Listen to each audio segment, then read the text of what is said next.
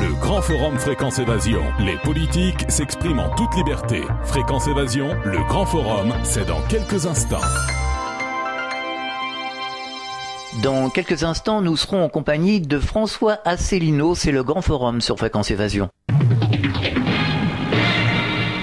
Fréquence Évasion. Chaque jour, sur Fréquence Évasion Radio, recherche, ovni, paranormal, faits de société, protection de l'environnement et les rendez-vous avec vos stars préférées dans Paroles de Stars. Fréquence Évasion, c'est également la voix des sudistes en Principauté de Monaco et dans le Grand Sud. Fréquence Évasion Radio, dites-nous tout. Dites-nous tout. Dites-nous tout. Fréquence Évasion. François Asselineau, bonjour et merci d'être avec nous. Bonjour. Alors, rappelons que vous êtes président de l'UPR, l'Union Populaire Républicaine. J'ai envie de vous demander quoi de nouveau depuis votre dernière intervention sur cette antenne?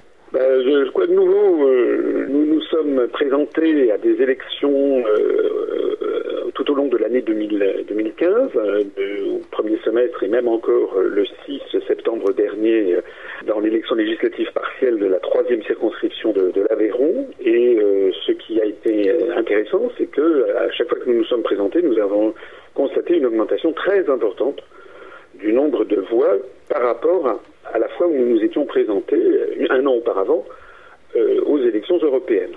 En gros, aux élections européennes, on avait fait 0,41% des suffrages au niveau national, avec des différences dans certaines régions. En Île-de-France, on avait fait 0,57%, et c'est dans les dom-tom qu'on avait fait le meilleur score avec près de 1%. Et cette fois-ci, toutes les élections qui se sont déroulées, comme je le disais, en mars pour les élections départementales et puis l'élection législative partielle de l'Aveyron en septembre, eh bien, nous avons une moyenne qui est de l'ordre de 1,65% des suffrages, c'est-à-dire une augmentation par 4 à peu près du nombre de voix obtenues. Voilà. Donc c'est très satisfaisant. Et là, vous savez, nous avons des adversaires qui critiquent quand nous annonçons le nombre de nos adhérents. Je signale que nous avons dépassé les 8900 adhérents. Le nombre d'adhérents continue à augmenter de façon très rapide, presque exponentielle. Alors on a des adversaires qui contestent ce nom en disant on est sûr de rien. Évidemment, ils sont sûrs que de notre bonne foi ou de notre mauvaise foi. Lorsque nous disons que nous avons également un site internet qui est l'un des plus consultés de France selon le classement fait par un site américain qui s'appelle Alexa Ranking, nous avons d'autres adversaires qui nous disent que ce classement ne veut rien dire. Alors, si vous voulez, la troisième chose que l'on peut mettre en avant, eh bien, c'est quelque chose que là, personne ne conteste, c'est le nombre de bulletins dans les urnes. Et ce nombre de bulletins dans les urnes confirme à la fois l'augmentation très rapide du nombre de nos adhérents, ainsi que l'excellente notoriété du parti sur Internet. Vous êtes venu chez nous dans le sud de la France, notamment à Perpignan. Oui, je suis venu à Perpignan, oui, je suis allé dans les Pyrénées-Orientales. Vous savez, j'ai beaucoup circulé, je suis allé un peu partout. Je continue d'ailleurs parce que maintenant les élections régionales arrivent, donc c'est la prochaine étape. Nous allons aux élections régionales. Nous nous présentons dans les 13 circonscriptions, dans les 12 circonscriptions de France métropolitaine. Il y a qu'en Corse que nous ne nous présentons pas. Et nous nous présentons également à l'île de la Réunion. Donc j'essaie, dans la mesure de mes moyens, j'essaie d'aller soutenir nos candidats tête de liste. Et puis là, on va entrer dans les semaines qui viennent dans le vif du sujet de la campagne pour les régionales. Alors il se passe certaines choses depuis la rentrée. Quels sont les événements nationaux et internationaux qui ont retenu votre attention depuis cette rentrée 2015 ?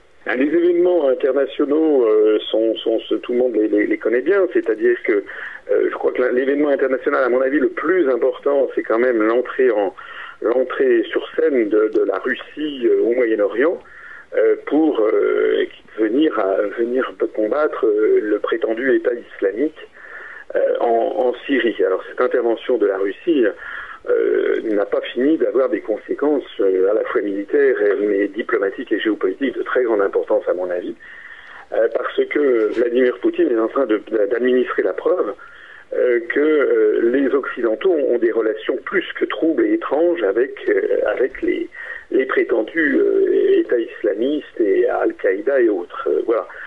Ça fait quand même plus d'un an ou un an et demi que les Américains et l'OTAN sont censés lutter contre l'État islamique. En fait, on voyait que l'État islamique, ces bandes d'assassins se répandaient comme si la plus grande puissance mondiale ne pouvait rien contre eux, et puis on voit qu'en l'espace de 15 jours, la Russie arrive et balaye à peu près la moitié de tout ça très rapidement. Donc ça fait ressortir la collusion qu'il y a, dont je crois j'avais d'ailleurs déjà parlé à votre antenne, du moins les relations extrêmement bizarres et troubles qu'il y a entre les Occidentaux et les islamistes qu'ils prétendent combattre officiellement, mais qu'ils soutiennent discrètement par derrière, d'ailleurs de moins en moins discrètement, notamment par l'Arabie Saoudite ou le Qatar, que ce soit financièrement ou militairement. Alors ça, c'est quand même quelque chose de très très important.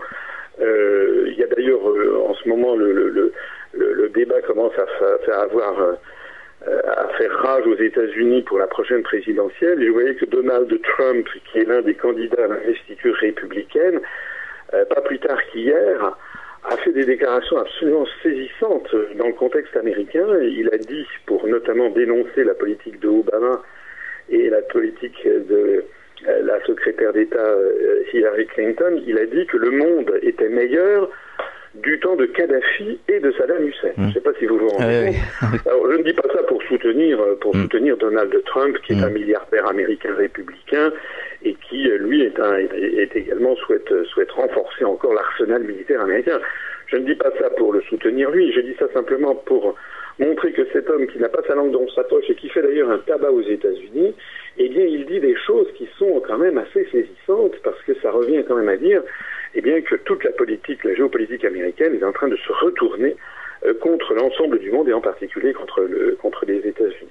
Bon, voilà, je crois que c'est à mon avis, puisque vous me parlez de sujets internationaux, c'est ça où je ne parlerai pas de la position de la France. La France, malheureusement, elle est là-dedans, elle apparaît comme un simple pion des États-Unis. Elle ne pèse plus rien. Bon, ça, c'est une éclipse de notre pays. Il faut espérer que l'éclipse ne durera pas trop longtemps. Voilà. Alors, vous m'avez interrogé aussi sur les sujets nationaux. Sur les sujets nationaux, j'aurais quand même tendance à favoriser les prochaines élections régionales, parce que c'est quand même ça qui va focaliser l'attention des Français et de plus en plus au cours des semaines qui viennent. Et je me permets d'attirer l'attention de vos auditeurs sur des choses qui sont quand même extrêmement graves. Qu'est-ce qui est grave? Eh bien, c'est que nous sommes réellement dans une dictature qui ne dit pas son nom, mais qui apparaît de plus en plus clairement.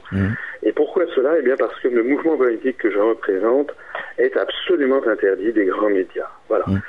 Nous sommes traités comme des parias. Nous n'avons accès à aucune émission sur les grandes télévisions, les grandes radios. Il n'est jamais question de nous dans les journaux, dans les magazines. C'est au point même que nous avons d'ailleurs lancé à plusieurs reprises des SOS sur notre page Facebook. C'est au point même que les journaux et les magazines, lorsqu'ils recensent les candidatures déclarées dans les régions, eh bien systématiquement, il y en a certains qui systématiquement omettent notre existence et les déclarations que nous avons faites. Donc c'est fou.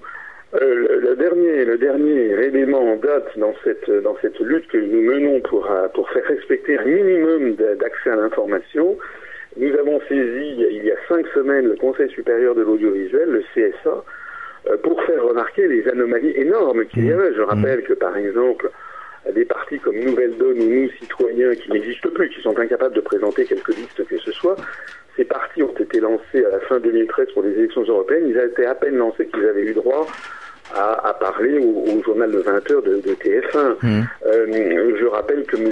Besancenot et le nouveau parti anticapitaliste sont régulièrement, M. Besancenot, il était encore il y a quelques jours, sont régulièrement invités à la télévision. Nous n'avons jamais rien, alors que, je le disais en préambule de cet entretien, nos résultats électoraux, qui là sont absolument incontestables, certains peuvent contester le nombre de nos adhérents ou le classement sur Internet, ils ne peuvent pas contester les résultats électoraux, eh bien, ils sont là pour montrer que nous sommes le mouvement politique en plus forte croissance de France. Eh bien, le CSA que nous avons donc saisi nous a répondu, aujourd'hui même, on a reçu un courrier pour nous expliquer en gros que c'était comme ça, qu'il n'y avait rien à faire, et que c'était très bien comme ça. Ah oui.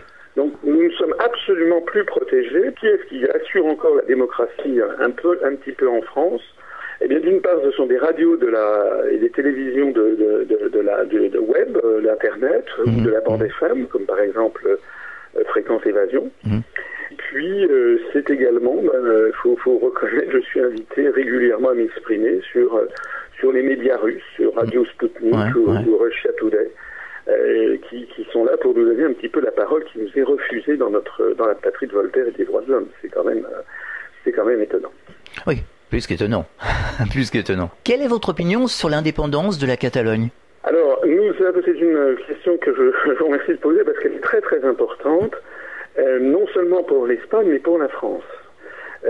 Nous participons aux élections régionales. Bien entendu, certains adversaires disent « mais vous voulez sortir de l'Union européenne, de l'euro et de l'autre sens. En quoi est-ce que ça concerne les élections régionales ?» Alors d'abord, nous on répond, mais tous les partis politiques parlent de leur programme national. On n'imagine pas que Mme Le Pen, par exemple, elle passe son temps à parler de l'immigration. Je rappelle que les régions n'ont absolument aucun pouvoir en matière migratoire.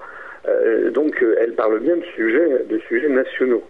Nous présentons à ces élections régionales et nous allons expliquer aux Français pourquoi on a charcuté leurs régions et leurs départements et leurs communes. En France, il y a une politique décidée venue du sommet sur laquelle les Français n'ont absolument jamais été consultés. On aura encore moins expliqué les tenants et les aboutissants de cette affaire. On explique aux Français qu'il faut absolument supprimer les départements, alors que c'était l'héritage de la Révolution française. Les départements ont fait voler en éclats les provinces d'Ancien Régime pour assurer l'égalité des territoires et l'égalité de tous les Français devant la loi. Donc, premièrement, les Français très majoritairement veulent conserver leurs départements et on nous explique qu'il faut les supprimer. Deuxièmement, on force les maires des petits villages à fusionner entre eux dans des communautés d'agglomération. Alors, dans certains cas, évidemment, il y a des villages qui sont très désertifiés. Quand vous n'avez plus que 20 ou 30 ou 40 personnes dans un village, on peut considérer qu'effectivement, c'est de bonne politique que de fusionner des communes. Mais maintenant, ça a pris une position systématique. L'objectif est de fusionner 18, 20 communes pour avoir une espèce de méga commune, quasiment de canton. Et puis la troisième politique qui est imposée aux Français, bien on l'a vu, c'est la fusion de force de grandes régions. Alors ce que nous disons, et c'est là où je reboucle sur la Catalogne, c'est qu'en réalité, derrière ces décisions que l'on présente aux Français comme étant vaguement motivées par des économies d'échelle, ce qui n'est pas vrai, tous les spécialistes savent que toutes ces opérations se traduisent par une augmentation des coûts et non pas une diminution. La suppression, par exemple, du nombre de régions, ça va faire augmenter les coûts parce que on va avoir des présidents délégués, on va avoir des réunions qui vont se tenir régulièrement dans chacune des anciennes métropoles régionales. On n'a pas du tout prévu de diminuer le nombre de fonctionnaires, etc. Donc en fait, ça va avoir une augmentation des coûts et des structures. Ce que nous expliquons, c'est que toute cette politique, en fait, elle découle de la volonté des euro-atlantistes qui dirigent la France, des traités européens et de ce que l'on appelle la politique des euro-régions. Il s'agit, je pèse mes mots, il s'agit de donner de plus en plus de pouvoir à des régions qui auraient une taille supérieure à nos régions, aux 22 régions habituelles. Pourquoi ? Parce qu'il faut que les régions françaises se rapprochent de la taille des Länder allemands ou des États de l'Est américain. Par exemple, la région Champagne-Ardenne, Lorraine-Alsace, c'est la taille de la Virginie occidentale. Ou la région Bourgogne-Franche-Comté, c'est la taille du Maryland. Donc, la première idée, c'est d'avoir les mêmes petites tailles de régions. La deuxième idée, c'est que les communes fusionnent dans des communautés de communes qui est la taille des comtés américains. Donc, l'idée sous-jacente, c'est qu'en fait, il s'agit d'avoir la même granulométrie, si je peux dire, la même dimension des collectivités locales des deux côtés de l'Atlantique. Ça, c'est la première idée. La deuxième idée, et là, on est tout à fait dans l'affaire catalane, c'est qu'il s'agit de donner à ces régions plus grandes de plus en plus de pouvoir, de plus en plus de financement, et de les inciter à traiter directement avec la Commission européenne à Bruxelles. De telle sorte que, au bout du compte, alors évidemment, ça paraît incroyable de le dire maintenant, mais allez le dire aux Espagnols et vous verrez que ce n'est pas incroyable. Au bout du compte, ce qui se profile, c'est la destruction de la République française. Oui, c'est ce que j'allais vous dire justement, parce qu'on en parle beaucoup d'ailleurs sur les réseaux sociaux. Les Français en sont conscients, enfin peut-être pas tous, bien entendu, mais ils disent que finalement, la France va être disloquée si on continue comme ça. Voilà. Et c'est une politique, je pèse mes mots, c'est une politique de haute trahison que mène le chef de l'État et les gouvernements successifs. Je signale d'ailleurs à vos auditeurs que dans la Constitution de la Ve République, Ils peuvent aller le vérifier pour voir si ce que je dis est vrai ou faux.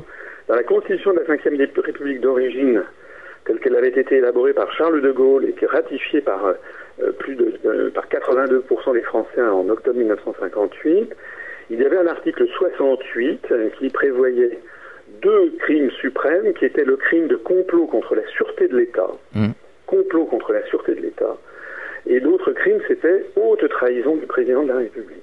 Eh bien, j'invite vos auditeurs à aller le vérifier. Ces 2 crimes ont été supprimés de la Constitution française. Ah oui. Dans le dos des Français, par des réformes dites lors de la réunion du Congrès du Parlement à Versailles. Vous savez, les Français ne sont pas du tout au courant. C'est comme ça d'ailleurs qu'on a ratifié dans leur dos le traité de Lisbonne, alors qu'ils avaient dit non à la Constitution européenne. Donc le premier, le crime de complot contre la sûreté de l'État, ça a été supprimé de la Constitution par une réforme qui a eu lieu en 1993, à peu près 9 mois après la ratification du traité de Maastricht qui crée l'Union européenne. C'est en juillet 1993 par une loi constitutionnelle. Et le crime de haute trahison a été supprimé de la Constitution française par une réforme constitutionnelle qui a eu lieu début 2007, quelques semaines avant l'arrivée de Nicolas Sarkozy à l'Élysée. Alors moi, ce que je dis, c'est qu'il faut quand même avoir une idée derrière la tête, n'est-ce pas, pour supprimer de notre loi suprême ces 2 crimes. Et malheureusement, je suis obligé de constater qu'il y a une logique à la suppression de ces 2 crimes. C'est la logique que je viens de vous décrire, qui est la logique de dislocation des États-nations. Alors ici ajoute un autre phénomène très très grave, c'est que les pouvoirs publics envisagent, il y a quelques jours, une consultation ultra confidentielle qui a été faite entre initiés, mais qui était quand même en ligne sur le site officiel du ministère de la Justice à Paris. Il y avait une consultation sur le projet de ratification de la Charte des langues régionales et minoritaires. Ouais. Alors la Charte des langues régionales et minoritaires, c'est quelque chose d'exceptionnellement grave, puisqu'il s'agit que les États qui la ratifient, les États en partie du Conseil de l'Europe, ont l'obligation ensuite juridique, tenez-vous bien, de développer l'enseignement, de promouvoir dans tous les domaines de la vie les langues régionales ou minoritaires. En fait, il s'agit de développer, de transformer les États d'Europe en tour de Babel. Alors, comment ça se passe pratiquement ? Eh bien, l'Espagne a été un laboratoire, si j'ose dire. L'Espagne a signé cette charte en 2001, l'a ratifiée en 2001, je crois. À l'époque, bien entendu, tout le monde avait dit « mais non, ça ne menace pas l'unité de l'Espagne, c'est pas grave du tout, etc. » Qu'est-ce qu'a fait l'Espagne ? Elle a fait conformément à ses obligations. Elle a réuni une commission, c'est prévu dans les textes, elle a réuni une commission qui a élaboré la liste des langues régionales ou minoritaires qui devaient être concernées par cette réforme. Donc l'Espagne a reconnu 8 langues à développer, à promouvoir, en plus de ce que nous appelons l'espagnol et que les Espagnols appellent castillano, c'est-à-dire le castillan. Et parmi ces 8 langues, eh bien, il y a notamment la langue basque, qui a d'ailleurs le statut de langue co-officielle, c'est-à-dire que tous les documents administratifs, etc., tout doit être traité à égalité, l'enseignement et autres. Et il y a eu le catalan. Mais il y a aussi le galicien, il y a aussi l'arabe pour les enclaves de Ceuta et de Melilla, qui sont des enclaves espagnoles sur la côte du Maroc. Mais il y a aussi l'aranais pour le Val d'Aran, enfin je vous en passe, et les meilleurs. Il y a au total désormais 9 langues. Alors à l'époque, en 2001, on avait expliqué aux Espagnols que c'était pas du tout grave, que ça ne menaçait pas du tout l'unité nationale. En réalité, vous voyez ce qui se passe. Si, c'est une attaque directe contre l'unité nationale espagnole, et d'ailleurs ça peut tourner très mal, puisque l'armée espagnole a déjà annoncé que si la Catalogne proclamait son indépendance, ils interviendraient militairement, puisque les militaires espagnols, eux, ont juré sur la Constitution de préserver l'unité de l'Espagne. Alors vous voyez que cette politique dite cette politique de la charte des langues régionales et minoritaires, elle vient en surabondance par rapport à toute la stratégie que je vous ai décrite précédemment, qui consiste à agrandir les régions, à les faire traiter directement avec Bruxelles. Alors s'agissant de la France, eh bien, la France, elle a signé sous Jospin cette charte, mais elle ne l'a pas ratifiée. Vous savez que les traités doivent être ratifiés après avoir été signés. Elle ne l'a pas ratifiée, mais le président de la République actuelle, François Hollande, avait mis dans son programme le projet de ratification. Et il ne faut pas du tout exclure, d'ailleurs, qu'il nous sorte d'un chapeau dans les semaines qui viennent l'annonce qu'il va ratifier la charte des langues régionales. Alors il faut que vos auditeurs, vraiment là je demande, si vous me le permettez, je demande un silence. Il faut que les auditeurs mesurent ce que ça veut dire. Je vous ai dit qu'à l'instant qu'en Espagne, l'Espagne avait reconnu donc 8 langues en plus du castillan. En France, il y a une commission qui avait été élaborée par Lionel Jospin. En France, cette commission avait rendu ses travaux. Il y aurait, en plus de la langue française, il y aurait exactement 25 langues à promouvoir, dont il faudrait promouvoir l'enseignement, l'utilisation quotidienne, développer des émissions de radio, de télévision, etc., les actes administratifs et j'en passe. 25 langues pour la seule France métropolitaine, et il faudrait y ajouter 53 langues, tenez-vous bien, pour l'outre-mer français, avec notamment une grande variété de langues en Nouvelle-Calédonie et en Polynésie. Mais pour en rester simplement à la France métropolitaine, les 25 langues, c'est démentiel. Vous n'avez pas seulement que le breton, ou le basque ou l'alsacien, vous avez le picard, vous avez le flamand occidental, vous avez le corse, vous avez le poitevin saintongeais, vous avez le bourguignon morvandiau, vous avez le savoisien, vous avez le picard, vous avez le gallo, enfin etc. Et vous avez aussi d'ailleurs l'arabe, le yiddish, le romanichib et l'arménien et je ne sais plus quoi. Voilà ce vers quoi nous allons. Alors ça veut dire quoi? Ça veut dire que là aussi, de la même façon, on nous explique que c'est pas grave du tout, ça ne menace pas l'unité nationale. Le problème, c'est qu'au moment, il y avait déjà eu un projet de ratification de cette charte en 1999, donc sous Chirac et Jospin, et le Conseil constitutionnel avait été saisi par 60 députés et sénateurs, et le Conseil constitutionnel avait jugé que c'était inconstitutionnel parce que ça menaçait justement l'indivisibilité de la République, l'unité nationale et l'égalité des Français devant la loi. Voilà. Alors là aussi, il y a eu une réforme constitutionnelle faite dans le dos des Français, sous Sarkozy, qui a introduit un nouvel alinéa 75 alinéa 1 dans la Constitution, qui a introduit le concept de langue régionale, de telle sorte que il n'est pas certain que s'il y avait une nouvelle saisine du Conseil constitutionnel, celui-ci déciderait que c'est contraire à la Constitution. Voilà, c'est un peu technique tout ce que j'ai dit, mais je pense que c'est assez clair. Il faut vraiment que les auditeurs le comprennent bien ce que ça veut dire. Il faut bien comprendre que si nous laissons faire, c'est exceptionnellement grave. D'ailleurs, la décision du Conseil constitutionnel de 99 n'avait pas marché ces mots. À horizon d'environ une dizaine d'années, peut-être même avant, on se retrouvera dans la situation dans laquelle se retrouve actuellement non seulement l'Espagne avec le Pays Basque et la Catalogne, mais aussi le Royaume-Uni avec l'Écosse, mais aussi la Belgique avec l'indépendantisme flamand. Alors peut-être certains diront parmi les auditeurs, des gens qui veulent baisser les bras, vous savez, ce que De Gaulle stigmatisait en dénonçant l'esprit d'abandon, il y a des gens qui diront, bah oui, mais c'est l'avenir. Non, c'est pas l'avenir. Parce que qu'est-ce qui se cache derrière? Ce qui se cache derrière, c'est que ces provinces qui voudraient avoir l'indépendance le font toujours en disant qu'elles veulent être indépendantes dans le cadre de l'Union européenne. Il n'y en a aucune qui propose de sortir de l'Union européenne, les pseudo-indépendants. Donc en réalité, il s'agit de pulvériser la nation France parce que c'est encore celle qui protège le peuple français. Mais vous imaginez bien comment une Corse, un Pays Basque, une Alsace, une Savoie ou je ne sais pas quoi, prétendument indépendante dans le cadre de l'Europe, les gens seraient broyés, bien entendu, par l'euro-atlantisme et par l'empire dirigé depuis Washington. C'est bien de ça qu'il s'agit. J'explique tout ça dans une conférence sur le site upr.fr, qui s'appelle les Euro-régions, où j'explique clairement aux Français quelle est la menace. Alors par exemple, pour les élections régionales qui arrivent, nous parlons beaucoup de ça. On développe cette thématique. On est d'ailleurs le seul mouvement politique à tirer la sonnette d'alarme sur cette question. On marque une pause, on revient dans quelques instants. Fréquence Évasion. Réactualisez régulièrement toutes vos applications iPhone et Android sur les sites de Fréquence Évasion Radio et Monte Carlo Azur, fréquenceévasion.com, fréquenceévasion2.com et montecarloazur.com. Fréquence Évasion. Nous sommes de retour, toujours dans le Grand Forum, toujours en compagnie de François Asselineau de l'UPR.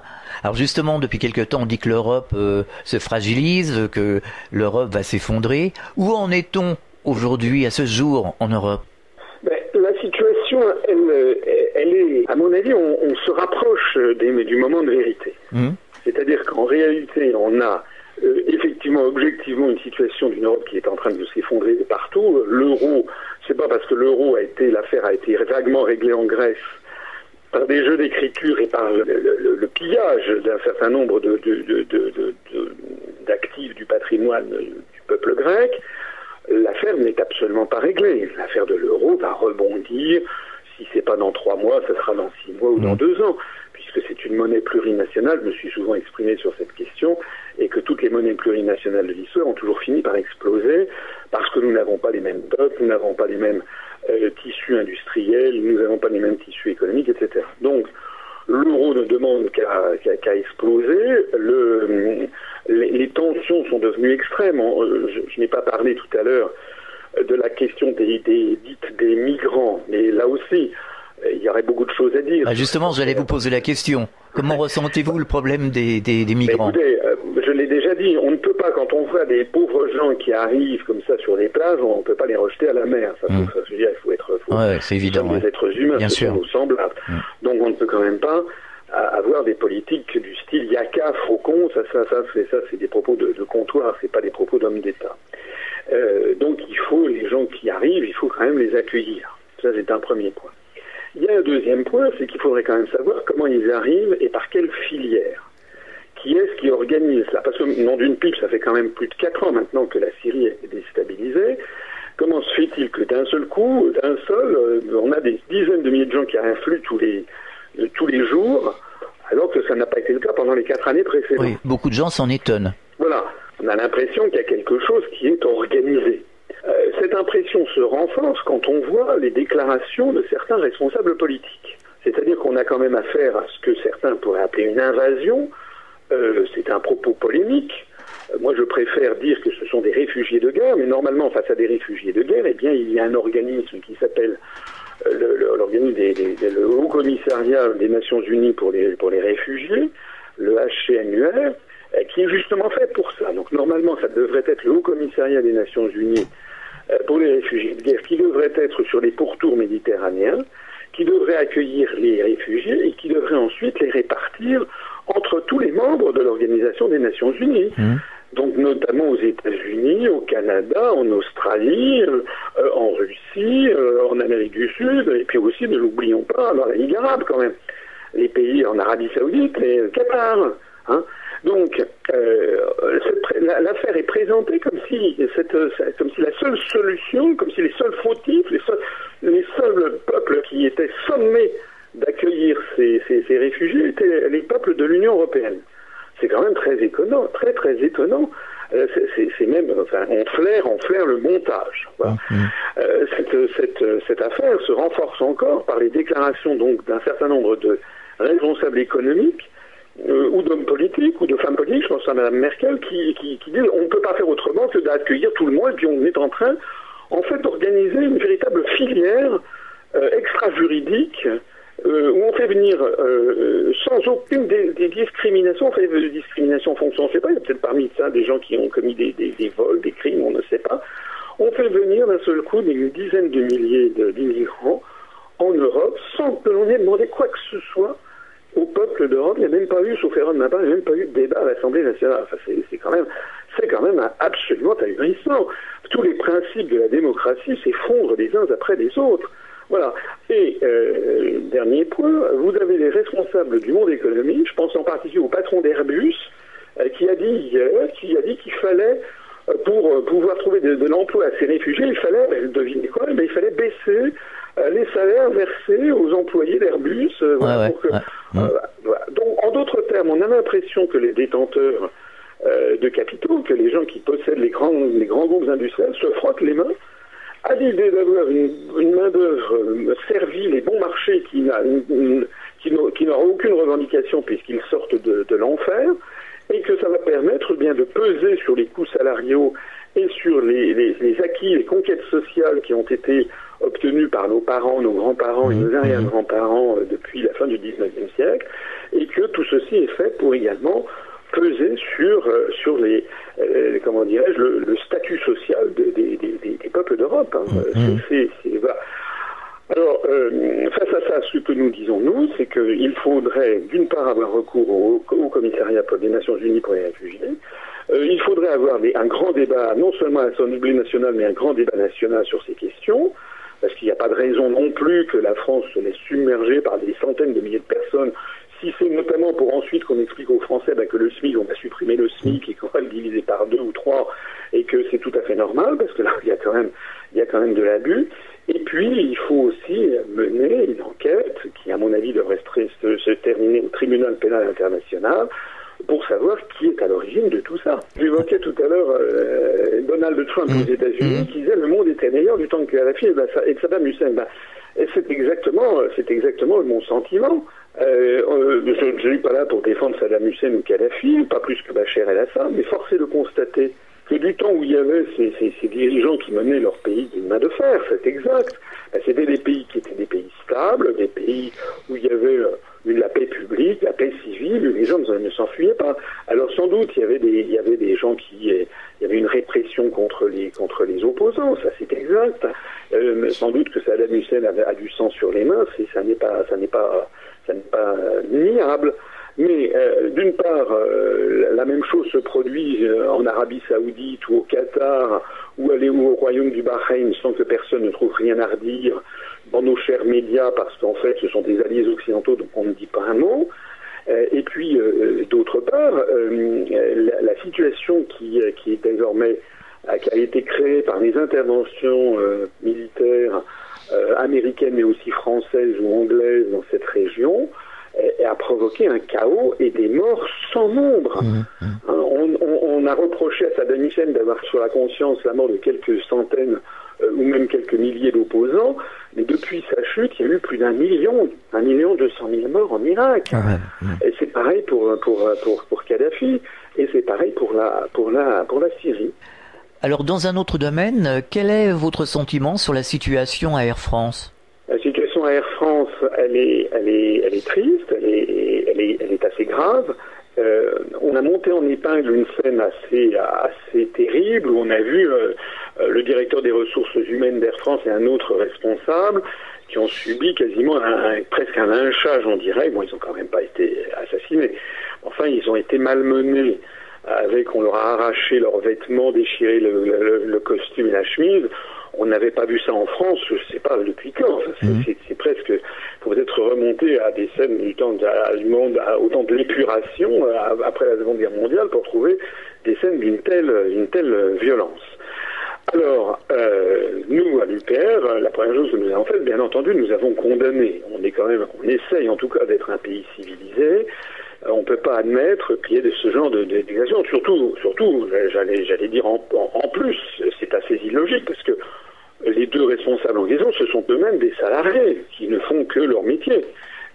C'est pas eux qui dirigent Air France, c'est pas eux les propriétaires d'Air France. Donc s'il y a une sainte colère des salariés, elle devrait se tourner plutôt contre les propriétaires qui prennent les vraies décisions, plutôt que contre des personnels de l'encadrement qui ne font que les appliquer tout au long de la chaîne hiérarchique. Donc ça, nous avons condamné ces violences. La deuxième chose, c'est que on peut condamner les violences sans pour autant condamner le mécontentement. Parce qu'il y a un très fort mécontentement parmi les salariés d'Air France qui ont été peints régulièrement dans la presse depuis des années comme vivant dans un luxe absolument inouï. C'est un peu, on leur a fait le même procès qu'aux fonctionnaires, on les présente comme ne travaillant que 3 heures par semaine et bénéficiant d'un luxe inouï, etc. Donc on a monté l'opinion publique contre eux. En réalité, la situation, elle est bien différente. La situation, c'est que les grandes compagnies aériennes occidentales, européennes en particulier, sont placées dans une situation d'extrême fragilité parce que elles sont entre le marteau et l'enclume. Le marteau, c'est que il y a les compagnies des pays du Golfe, notamment Emirates pour l'émirat de Dubaï, Etihad pour l'émirat de Abu Dhabi, Gulf Air pour le sultanat d'Oman, Qatar pour l'émirat du Qatar Airways. Toutes ces compagnies bénéficient d'hydrocarbures, de kérosène à des prix défiant toute concurrence. Elles sont subventionnées par les États respectifs parce que l'Union européenne, la Commission ne met pas son nez là-dedans, et donc elle propose des vols dans des conditions très confortables, à des tarifs qui sont très difficiles à avoir pour les compagnies occidentales. Donc il y a une évasion de trafic considérable, une véritable hémorragie de trafic, donc les compagnies européennes, elles sont obligées de suivre. Et obligées de suivre, je parlais du marteau, l'enclume, c'est le droit social en France, et puis les acquis sociaux des personnels. Donc en fait, on a remis en cause à Air France une quantité d'acquis sociaux. Enfin, désormais, le métier d'hôtesse de l'air et de steward, du personnel navigant commercial, est un métier qui a beaucoup perdu de son lustre d'antan. C'est un métier en voie de prolétarisation, sur le modèle d'ailleurs des compagnies low cost, où les personnels navigants commerciaux étaient très mal payés. Selon les standards occidentaux, les pilotes de ligne eux-mêmes sont mal payés. Et puis, on a l'impression que l'État laisse faire, que l'État ne protège pas. Donc, quand on voit que ces personnes, ils ont subi plans sociaux sur plans sociaux sur plans sociaux, et qu'il n'y a jamais le bout du tunnel et qu'on leur en demande encore davantage. Nous avons des salariés d'Air France qui sont à l'UPR, et il y en a beaucoup qui m'ont signalé que ce que pensent les salariés, c'est qu'ils pensent qu'en fait, le gouvernement a fait une croix sur Air France. Vous savez, nous avons un gouvernement, on a des dirigeants qui ne dirigent plus la France dans l'intérêt du peuple français. Ils dirigent la France dans l'intérêt d'une oligarchie industrielle et économique et financière qui a pris le pouvoir dans les pays occidentaux comme une véritable mafia, et qui a mis la main en particulier sur les médias de grande diffusion. C'est la raison pour laquelle d'ailleurs nous sommes à ce point bannis. Et si j'avais un appel à lancer aux auditeurs, je leur dirais, je les conjure de quelque chose. Pour l'amour de Dieu, ne revotez pas pour l'UMP devenu LR, ou pour le PS, ou pour le MoDem, ou pour le FN, ou pour tous ces partis. Le FN, c'est un cas un peu particulier, mais j'ai pas le temps d'en parler aujourd'hui. Mais ne revotez pas pour tous ces partis, parce que nous aurons exactement la même situation. Bien sûr. Le FN aussi, d'ailleurs. On aura encore une situation de blocage, on nous fera encore le sketch, Madame Le Pen fera encore un dérapage de dernière minute, puisque nous, notre analyse, c'est que le FN est la meilleure roue de secours du système qu'il prétend combattre. Et donc ce que nous disons, il n'y a aucun risque à voter pour l'UPR aux élections régionales, il y a tout à gagner. Si notre liste fait un score qui surprend les observateurs, eh bien d'abord ça nous fera largement connaître médiatiquement, et puis surtout ça fera réfléchir les gens qui nous dirigent. On marque une pause, on revient dans quelques instants. Fréquence Évasion. Chaque jour, sur Fréquence Évasion Radio, recherche, ovni, paranormal, faits de société, protection de l'environnement et les rendez-vous avec vos stars préférées dans Parole de Stars. Fréquence Évasion, c'est également la voix des sudistes en Principauté de Monaco et dans le Grand Sud. Fréquence Évasion Radio, dites-nous tout. Dites-nous tout. Dites-nous tout. Fréquence Évasion. Nous sommes de retour, toujours dans le Grand Forum, toujours en compagnie de François Asselineau de l'UPR. Alors, on entend partout les Français se plaindre de la situation générale qui se dégrade de jour en jour. On a l'impression que la marmite est en train de bouillir, et pour autant il ne se passe pas grand-chose ou presque rien. Où cela va-t-il nous mener ? Vous avez parfaitement raison dans votre diagnostic. Moi, je parcours la France depuis plus de 8 ans en faisant des conférences. Et j'avoue que je suis perplexe quant à la situation de notre pays. Le mécontentement est absolument général. Ah ouais. D'ailleurs, c'est assez normal, parce que quelle que soit la profession, on ne trouve que des professions qui ont des raisons de se plaindre. Bon, je n'ai pas parlé des professions réglementées, mais j'aurais pu en parler. Les notaires, les architectes, etc., etc. Bon, les chauffeurs de taxi, tout le monde se plaint en tous les domaines. Et pour autant, effectivement, on a l'impression qu'il y a une formidable apathie, que les Français ne croient pas à la possibilité de changement. Le résultat, c'est qu'on est dans une espèce de situation qui ressemble à ce qu'était l'Union soviétique vers la fin. C'était un peu la même chose. C'est-à-dire que c'était un pays qui prétendait avoir trouvé la loi de l'avenir, la loi de l'histoire, que la construction du socialisme, ça allait tout, on ne pouvait pas, c'était fatal. Et malheureusement, les promesses qui avaient été faites ne correspondaient pas aux résultats. C'est un peu la même chose avec la construction européenne. Les gens qui nous dirigent prétendent que c'est la loi de l'histoire, qu'on ne peut pas revenir en arrière, que c'est fatal, etc. malheureusement, les promesses qui avaient été faites, que ce soit sur l'euro, que ce soit sur l'Europe, c'est la paix. On voit que l'Europe ne nous entraîne pas vers la paix, mais vers la guerre. Nous assujettit à l'OTAN et à l'impérialisme américain. On voit que l'euro est une catastrophe dans tous les domaines. On voit que, normalement, on devait avoir plus de croissance, plus d'emplois. Dans tous les domaines, c'est la catastrophe.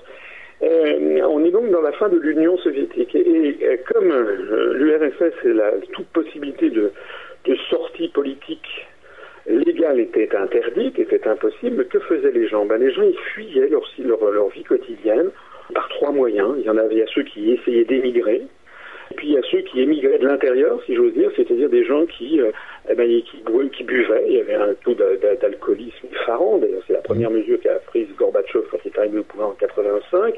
Ça a été justement de lutter de lancer une grande campagne anti-alcoolique. Et puis il y avait une autre façon aussi, c'était le renfermement sur la sphère privée, et puis passez-moi ce néologisme, mais le je m'en foutisme. Le je m'en foutisme général, notamment au travail. Eh bien, nous sommes un peu dans cette situation. C'est que comme les Français ne voient pas quelle solution politique ils pourraient avoir, et bien, il y a beaucoup de jeunes Français qui n'ont qu'une envie, c'est de quitter la France. Ouais, au moins, tout à fait. Et ils ne vont pas en Allemagne ou au Luxembourg. Non. C'est-à-dire que c'est pas l'Union européenne. Ils vont aux États-Unis, au Québec, en Australie, qui se renferment dans leur sphère privée, en l'augmentation de la consommation de l'alcool, augmentation de la consommation de la drogue et des psychotropes, malheureusement. Et puis également, il y a un certain je m'en foutisme général qui se répand un peu partout. Voilà. Donc la France, elle est extrêmement malade. La France, elle est très très malade. Les appels au redressement, les appels à la mobilisation que lance le gouvernement ont aussi peu d'impact et de crédibilité que lorsque Tchernenko disait qu'il allait relancer la machine soviétique. Là, le problème, il est là. Alors vous avez raison, on a affaire à un peuple qui se plaint constamment, mais qui reste apathique. Alors c'est là où on arrive, parce que en réalité les médias, c'est tout ça, et j'en reviens toujours à ça, parce que les gens n'ont pas la connaissance de l'offre politique qui leur est proposée. Il y a 90% des gens, peut-être moins, il y a 80 ou 70% des gens qui regardent d'abord et avant tout les médias de grande diffusion, c'est-à-dire TF1, France 2, et puis France Info, France Inter, RTL, Europe 1. Quoi qu'il y en a de plus en plus qui la regardent en diagonale, ou même... Ils la regardent en diagonale, bien sûr, c'est pour ça que nous développons, par exemple. Voilà. S'il n'y avait pas Internet, on ne se développerait pas du tout, puisqu'on n'a jamais accès dans ces médias dont je viens de vous parler. Mais il n'en demeure pas moins que ces médias sont encore prédominants. Et puis non seulement ils sont prédominants, mais aussi ils ont un facteur, ils ont dans l'esprit général une espèce de label de validation, si vous voulez. C'est-à-dire que, vous savez, dans les journaux, dans les magazines populaires, lorsqu'il y a pour les publicités, par exemple, contre la perte de cheveux, vous avez avant et après. Avant la lotion, et puis après vous avez des cheveux qui ou bien les publicités pour les pertes de poids. Dans les magazines populaires, pour crédibiliser ça, vous avez souvent ce petit slogan vu à la télé. C'est-à-dire que le simple fait d'être vu à la télé pour les gens, ça valide. Et nous, le handicap que nous avons à l'UPR, c'est que nos analyses, je crois, sont quand même particulièrement intéressantes. En tout cas, il y a énormément de gens qui viennent les lire, mais on ne nous a pas vus à la télé, ou très très très très peu. Et donc, pour le grand public, il y a une espèce de petit doute. Et puis surtout, le grand public ne nous connaît pas. Alors, qu'est-ce qu'on fait dans les grands médias? On dit aux Français, si vous n'êtes pas d'accord avec ce qui se passe, il faut que vous votiez le Front National. On leur dit pas comme ça, mais ça revient à dire ça. C'est-à-dire que désormais, on l'a vu avec France 2, les grands médias français font en creux, si j'ose dire, tout en faisant semblant de protester. En fait, ils ne parlent que du Front National. Ils ne font que promouvoir le Front National comme si le Front National était un véritable opposant. Alors nous expliquons à ceux qui veulent bien nous écouter, nous on critique le Front National pas du tout de la même façon que les autres. Il y a des gens qui disent, oulala, c'est la bête immonde, etc., c'est les chambres à gaz. Non, nous on dit, c'est pas du tout ça. Le Front National, c'est l'allié, en fait, du système, exactement comme Syriza l'a été en Grèce. Comme certains disaient, c'est le trio infernal. Voilà. En Grèce, c'était exactement ça. À la fin de l'année dernière, les grands médias n'arrêtaient pas de promouvoir Syriza en disant, attention, c'est très très grave, etc. Il ne parlait que de ça. Résultat, plus on parle d'un mouvement politique, c'est une loi médiatique, politico-médiatique, plus ce parti fait de voix dans les urnes, en théorie. Donc Syriza est arrivé au pouvoir. Et il y a des gens qui ont dit, ah ben voilà, ça va changer. Mais non. Nous, tout de suite, nous avons dit que Syriza était un leurre. Et pourquoi nous disions que c'était un leurre? Parce qu'en fait, Syriza tenait des propos extrêmement martiaux, de dénonciation de l'Europe, de ci et de ça. Mais si vous regardiez très précisément les engagements programmatiques qu'il prenait, il refusait absolument de sortir de l'Union européenne et même de sortir de l'euro. Voilà, donc nous avons écrit, on a publié un communiqué de presse le 26 janvier dernier, il est d'ailleurs toujours sur notre site internet upr.fr, où nous avons expliqué maintenant, les Grecs vont pouvoir vérifier, vont pouvoir constater qu'ils se sont fait avoir. Voilà. Alors on a eu des critiques, même en interne, à l'UPR, il y a des gens qui ont dit, quand même, vous exagérez, il faut lui laisser le bénéfice du doute. Et bien, résultat des courses, qu'est-ce qui s'est passé? Il s'est passé que c'est nous, notre analyse, qui avions raison. En fait, M. Tsipras était un leurre.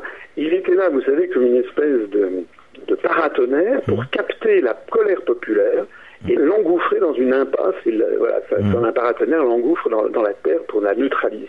Et ben, c'est exactement la même chose qui est en train de se passer en France avec le Front National.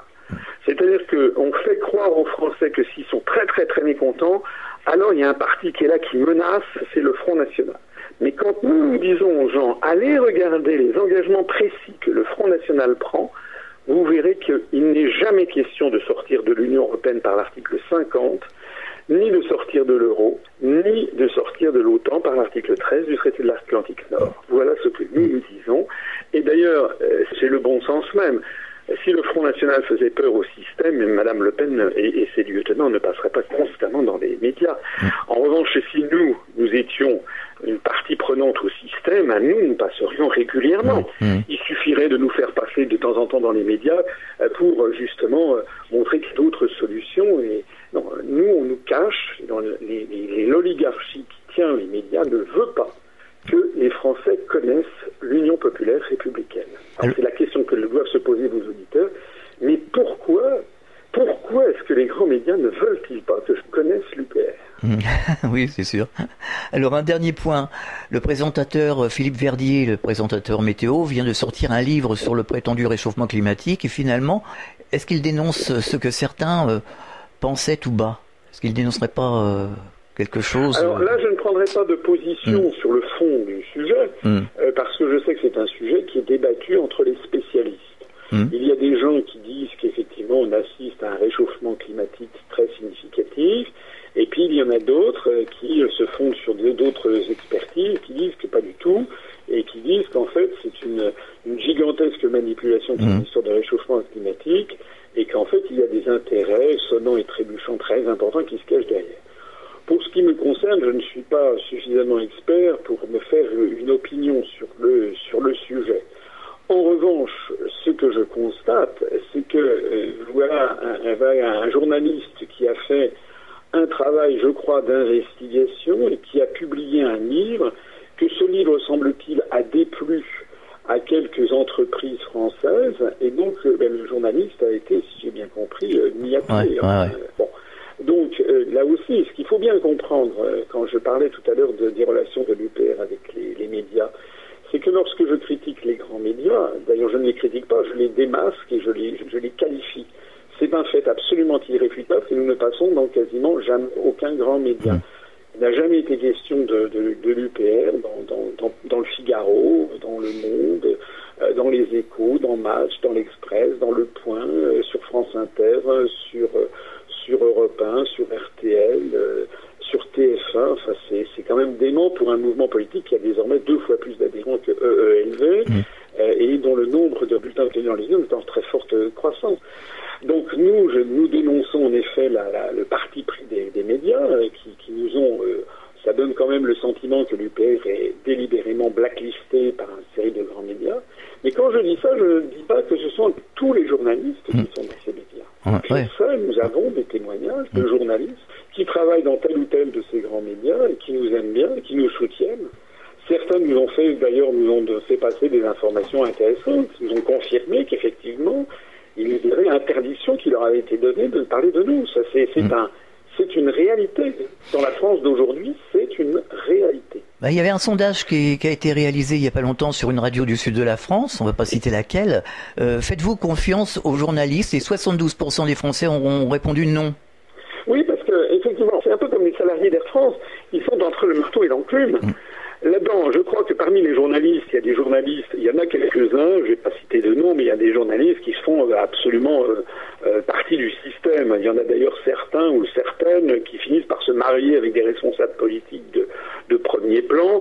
Vous voyez qui je veux dire? Ouais. Voilà, donc il y a une espèce de concubinage entre certains grands journalistes, comme on dit, et puis le monde de la finance, etc. Ils font partie du système, en fait. Voilà. En revanche, il faut bien voir que beaucoup de journalistes font un travail qui n'est pas facile. D'abord parce que souvent, on en a d'ailleurs des journalistes qui sont adhérents à l'UPR. Les journalistes, ils ont souvent un métier qui n'est pas facile parce qu'ils ont énormément de choses à faire et ça leur tombe quotidiennement dessus. Ils ont des papiers qu'il faut qu'ils fassent. Et puis, ils sont comme tous les Français, si vous voulez, c'est-à-dire qu'ils se sont endettés pour acheter un studio ou un appartement, ils ont des traites à payer pour, également l'achat de leur voiture, ils ont éventuellement des enfants, il faut qu'ils assurent l'éducation, mais ils ne peuvent pas se permettre de perdre leur emploi. Et donc, de ce point de vue-là, quand ils ont une injonction de leur rédacteur en chef qui leur dit « ça, UPR, tu dois pas en parler », qu'est-ce que vous voulez? Ils n'en parlent pas. Voilà, on a un journaliste qui nous a dit un jour « on n'a pas le droit de parler d'eau, la seule façon qu'on a de parler d'eau, c'est de vous taper dessus. Il vaut mieux qu'on vous tape dessus parce que ça vous fait connaître. » Voilà, on en est rendu. Ouais, c'est grave. François Asselineau, est-ce que vous avez un message adressé aux auditeurs? Oui, je l'ai dit et je vais le répéter, je l'ai déjà dit tout à l'heure. Nous avons affaire aux dernières élections avant l'élection présidentielle de 2017. Ce sont des élections régionales. Elles vont avoir lieu le 6 et le 13 décembre, c'est-à-dire les 2 dimanches où les grands magasins sont ouverts pour les achats de Noël. Il risque donc d'y avoir un taux d'abstention extrêmement important. La solution, ça n'est pas de s'abstenir. Parce qu'il y a des gens qui disent, moi, de toute façon, je m'abstiens, etc. Lorsqu'il y aura 80% d'abstention, on verra bien. Je peux dire aux gens qui raisonnent comme ça que lorsqu'il y aura 80% d'abstention, ça ne changera absolument rien. On a déjà eu le cas, il y a des élections européennes en Slovaquie la dernière fois où il y a eu 80% d'abstention. Les députés slovaques au Parlement européen, ils ont été élus, et puis voilà. Donc, les gens qui pensent que s'abstenir, c'est une solution, se trompent complètement de diagnostic. Ça ne gêne absolument pas les dictateurs qui nous dirigent et que le peuple s'abstienne. Regardez aux États-Unis, il y a depuis des décennies et des décennies 50 à 60% d'abstention au moment de l'élection présidentielle. Le système continue parfaitement comme il est. Donc la solution, ce n'est pas l'abstention.